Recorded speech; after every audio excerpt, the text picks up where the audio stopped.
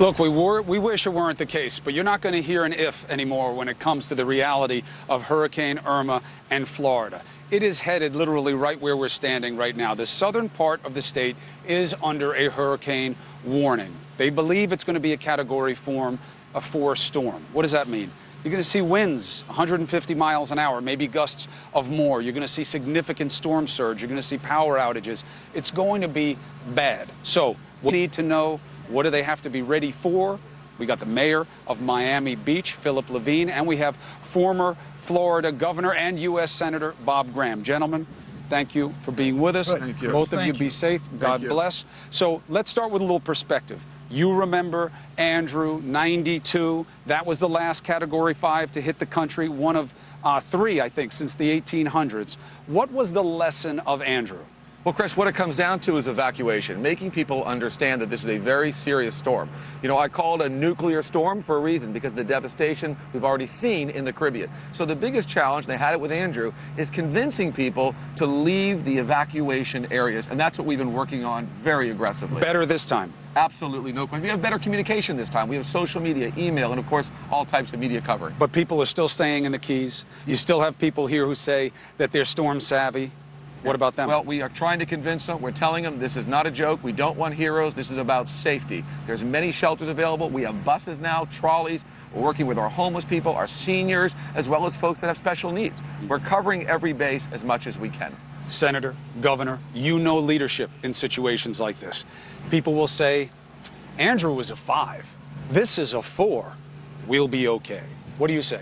The difference between 4 and 5 is not that great. They're both going to be devastating. In answer to your previous question, I think one of the things we've learned is we need stronger building codes. We had strong building codes in South Florida in '92. They're much stronger today. Second is that this requires people who really are professionals. Unfortunately, FEMA had been a political dumping ground before 1992.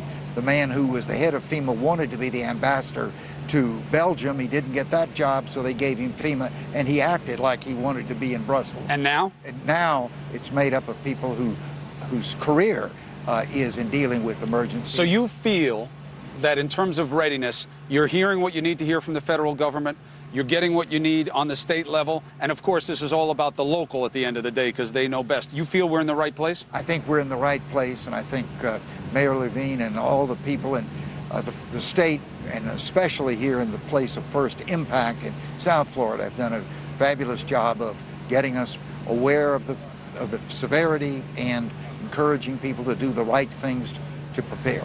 Right. Now, Mayor, we know each other, and you know I'm not in the hype business, neither are you. This does not feel good, what we're seeing here in terms of the path. We were both praying that it was going to shift. It was certainly going to be somebody's problem, but it looks like it's going to be yours. Where is your level of concern?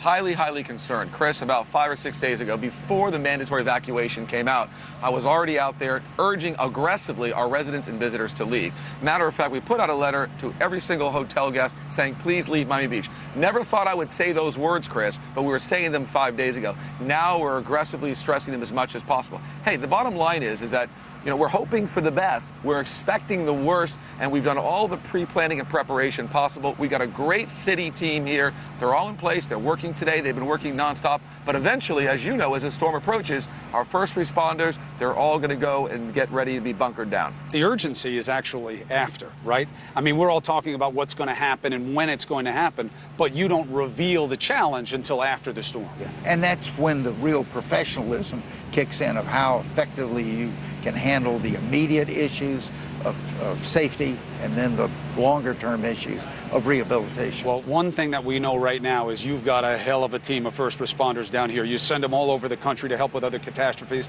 A big group of them were just at Harvey. Now they're here. We're going to volunteer to be with them after the storm. At least you have that going for you, but, you're going to need everything you got and then some. So, Senator, Governor. Good. I never know which title is more deferential, but it's good to have your perspective. And Mayor, I wish you the best. Thank you, Chris. We're here to get out any information you need. Thank you. Allison, look, it's just the reality. We have seen objectively, fairly, unique preparation here. There is unique coordination. I've seen it go right. I've seen it go wrong. but it's never enough. They're going to be behind the curve once this thing hits, if it's anything like what they expect. But, I mean, it is good that they have gotten such a jump on it so many days in advance all week, because we are now seeing that it's going to be about 48 hours away. So we're keeping an eye on Hurricane Irma.